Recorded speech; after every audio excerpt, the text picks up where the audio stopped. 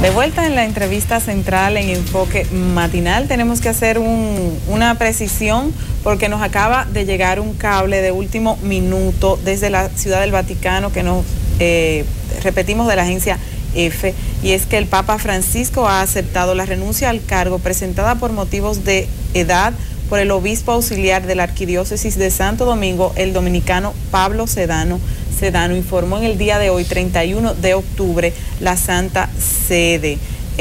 Dice que deja el cargo para el que fue nombrado en mayo del año 1996, conforme al artículo 401 del Código de Derecho Canónico.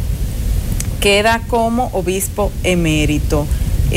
Fue ordenado sacerdote en el año 1967. Ustedes saben que el monseñor Pablo Sedano trabajaba en la parroquia Buen Pastor, también en Bellavista, me parece que en San Juan Bautista, y este cable acaba de llegar de último minuto. Ustedes saben que hay una diferencia horaria con Roma, y allá son aproximadamente las 2 de la tarde, y acabamos de recibir esa noticia en este minuto. Nosotros continuamos con nuestros invitados, con quienes precisamente hablamos de temas que tienen que ver con la Iglesia Católica, no precisamente con la noticia que acabamos de dar, pero sí hablamos de todos estos titulares de casos de pederastia que tristemente hemos venido viendo en las noticias dominicanas en los últimos meses. Ustedes han tenido una experiencia con víctimas, de entrevistarlas, de verlas, de compartir con ellos, en esta visita que han hecho a República Dominicana. Vamos a hablar un poquito sobre eso. Efectivamente, para nosotros, digo, yo como sacerdote que fui de 20 años, al encontrarme este caso y luego otros muchos más, me doy cuenta que lo primero y más importante de todo, no solamente en términos humanos, sino en el mismo Evangelio, como Jesús nos lo enseña, ¿verdad? La prioridad de las niñas y de los niños, su cuidado, y la advertencia que hace: mucho cuidado con escandalizar a una niña o un niño.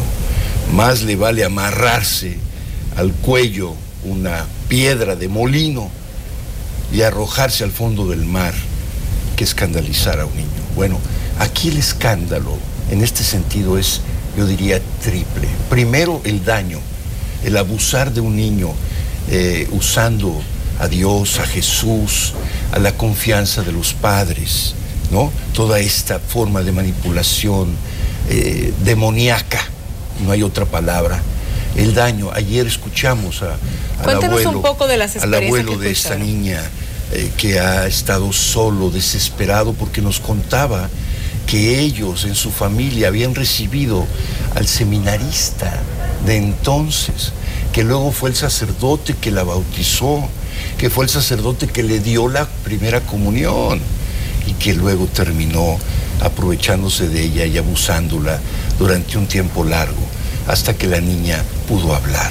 O sea, tremendo que el abuelo haya ido a ver al obispo, que el obispo lo vio, tomó nota, no le dijo una sola palabra, y luego toda la manipulación en el juicio, al grado de hacer que hasta esta niña supuestamente haya escrito ella una carta en la que niega todo esto e incluso ofrece disculpas al sacerdote. O sea, que finalmente fue exculpado. Que fue exculpado. Resultó inocente en el juicio. Es atroz el escándalo, porque no solo es el daño a la niña, el daño a la familia, es la manera en la que se manipula, se usa el poder.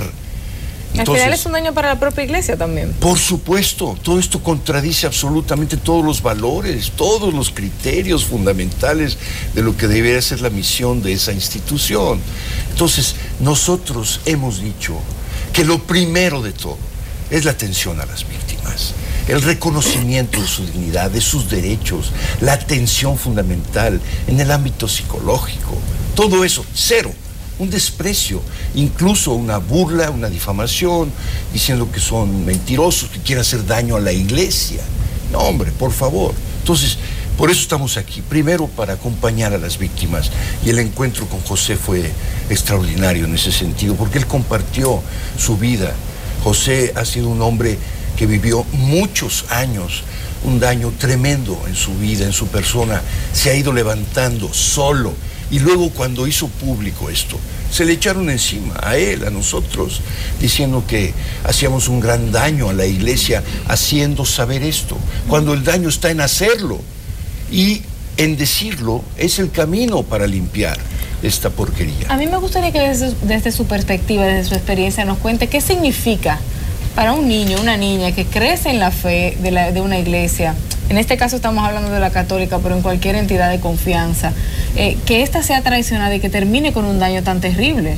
Desde la experiencia de la víctima, ¿cómo se vive la pederastia? Bueno, la gente generalmente cuando habla de la sexualidad o de los abusos sexuales piensa siempre en todo tipo de abyecciones. En mi caso no fue exactamente así, lo digo porque así fue, pero el daño psicológico, además de daño físico que en un momento dado sufre por una violencia contra el pene propio, etcétera, sangrado, por ejemplo, todo eso, se manifiesta en el daño psicológico de lo que dice usted, la ruptura de la confianza. Cuando uno casi adora a una figura que se considera representante de Dios, tiene una fe incondicional. Y imagine usted que a un niño pequeño lo llevan en un globo aerostático al espacio y cuando está arriba de repente le cortan las cuerdas. Eso es lo que yo sentí en un momento dado. Sin embargo, el daño psicológico es tan grande que uno no sabe interpretar el fenómeno porque piensa, esto me ha sucedido solamente a mí. Pero es porque las cuerdas de todos en un plano horizontal se mantienen inconexas, pero en el plano vertical enteramente están dependientes de ese que es el representante de Dios. Y eso es el caso de Marcial Maciel. Ahora, yo quisiera decir esto, fue conmovedor el encuentro de ayer, sobre todo con esta señorita que habló, que había sido objeto de abuso sexual desde los 15 años, por ejemplo, y que sabe de probablemente 20 personas más, como en el caso nuestro. Alberto dijo 100. Pero no, pueden ser muchos más porque a lo largo de 60 años de actividad vital de Maciel pudo haber habido muchísimo más. Yo quisiera insistir en este punto. El Vaticano, cuando dice que va a tomar cartas en el asunto, lo ha hecho. Y esto es importante, que la gente lo sepa.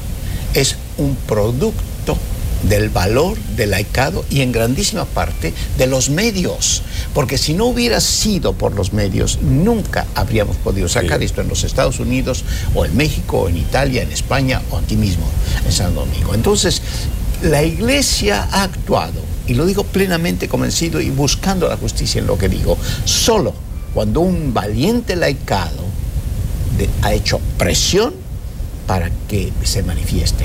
De otra manera, ha arrastrado tremendamente los pies. El dicho de Cristo, que acaba de citar Alberto, con respecto al que hace daño a los niños, contrástenlo ustedes con el encuentro de febrero del año pasado en la Universidad Gregoriana de Roma, con 130 responsables de la Iglesia Católica para ir a considerar los daños espirituales, psicológicos, morales, físicos, etcétera, de las víctimas. ¿Por qué esperaron tanto tiempo para esto que debería haber sido materia de una comisión inmediata? Pero no, la preocupación de la Iglesia no está en las víctimas primariamente, aunque lo diga en un momento dado el derecho canónico o algunos documentos del 2010. La práctica muestra otra cosa. La verdad es esto. Cristo mismo nos dijo que prestáramos atención a lo que se hace frente a lo que se dice. O sea, lo que Cristo nos exige a nosotros es coherencia y es lo que echamos de menos durante largo tiempo dentro de la Iglesia. Pero yo quisiera insistir, gracias a ustedes, gracias a un laicado responsable, y dicho sea de paso, hace 2 días acaba de decirse que el Papa ha nombrado la formación de un dicasterio de laicos en el Vaticano. Vamos a ver qué es lo que sucede. Es importante para las personas que nos están viendo desde sus hogares establecer y hasta cierto punto darle herramientas y aconsejar de cómo identificar que este tipo de situaciones estén pasando en sus hogares con sus niños y que ellos no se estén dando cuenta, cómo lo identifican, qué ustedes han visto como perfil. ¿Y qué pueden hacer? ¿Qué herramientas, qué se puede hacer a nosotros todos que tenemos hijos en casa?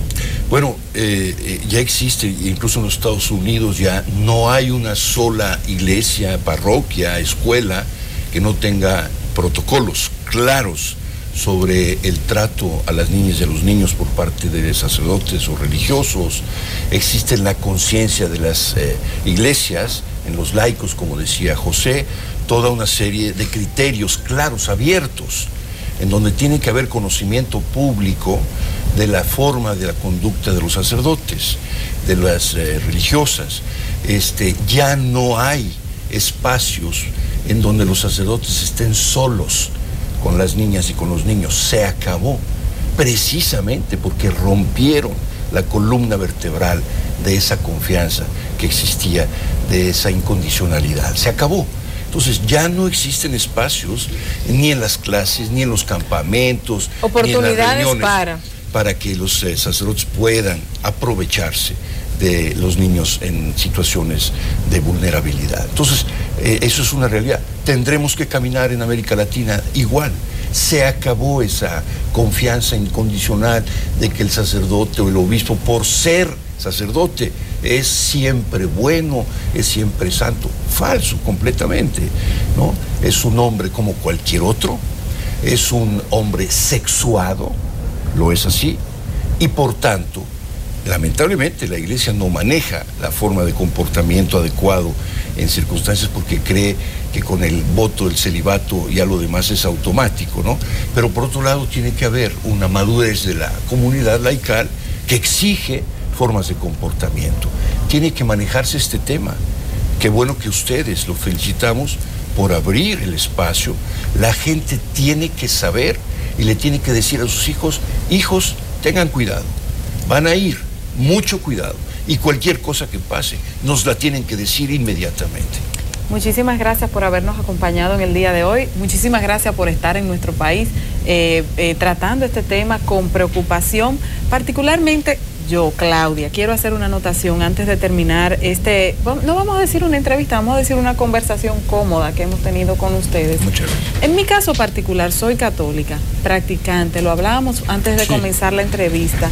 Sin embargo, soy madre, soy abogada. Y es lógico ver este tipo de temas con preocupación y uno no lo puede ver de manera apasionada y cegarse. Este tipo de cosas son delitos que tenemos enfrente, que no por el hecho de que usted sea religioso, pertenezca a una congregación católica, de cualquier otra iglesia, de iglesias protestantes, de iglesias evangélicas, en el cual el dominicano desarrolla, confía, trabaja. Eso no nos debe alejar de nuestra iglesia, al contrario, para protegerla, tu iglesia, la que sea, de cualquier religión, este tipo de cosas sirven para que tú denuncies lo que está mal y también para defender a los que son afectados, que son los que realmente nos tienen que importar a final de cuentas. Pero usted como abogada tiene que prestar muchísima atención al problema de conflicto entre el derecho canónico que se trata de superponer por parte del Vaticano desde tiempo medieval. O sea, se trata de las dobles investiduras. ¿Quién realmente representa el poder supremo? ¿El Papa o los poderes civiles? Entonces, la Iglesia sigue pensando en términos medievales, se acomoda en otros términos a realidades modernas, pero en el fondo sigue pensando que representa la ciudad de Dios en el mundo, en la ciudad del hombre, y que tiene prioridad. Pero ya estamos llegando, con todo el respeto, usted es católica y lo dice, pero estamos llegando con todo el respeto a desacralizar, en el buen sentido de la palabra, a la persona, por ejemplo, del sacerdote. Usted dice, ¿qué debemos hacer? Usted dice, ¿qué debemos hacer?